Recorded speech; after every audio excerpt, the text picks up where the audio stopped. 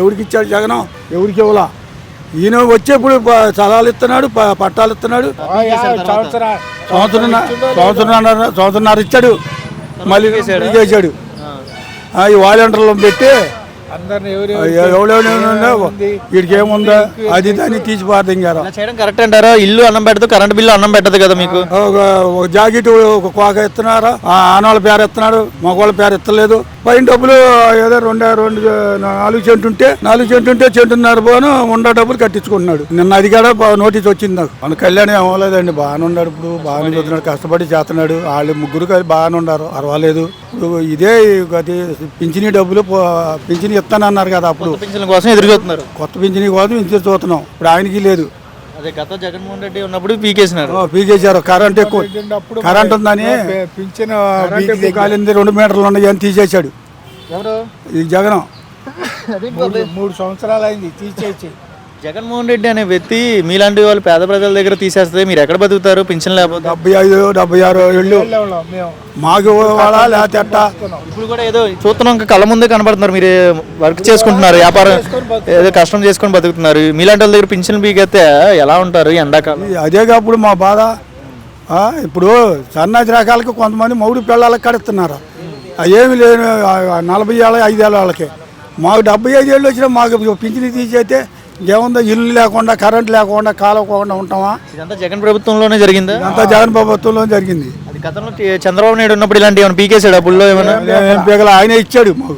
ఎన్ని సంవత్సరాల నుంచి వచ్చేది బాబాయ్? నాగా చంద్రబాబు నాయుడు ఉన్నప్పుడు 2 సంవత్సరాలు 1.5 సంవత్సరాల నుంచి వచ్చింది.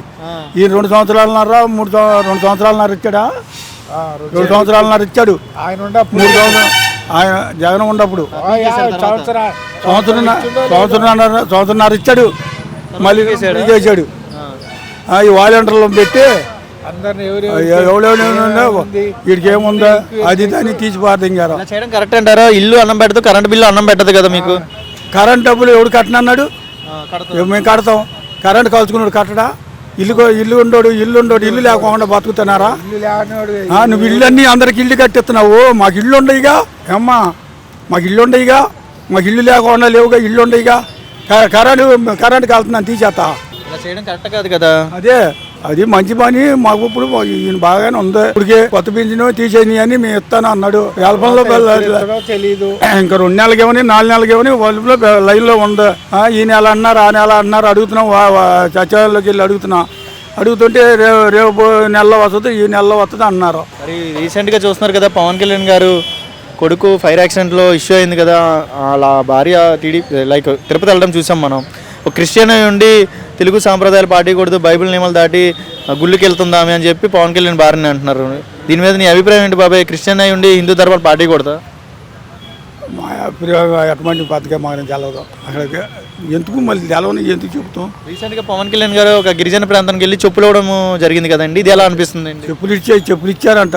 చెప్పులు ఇచ్చారో ఏం చేశారో మనకు తెలవదు. కానీ అప్పటికి మామూలుగా గుడికి బొళ్ళకి బాగా తిరుగుతున్నాడు అంతే.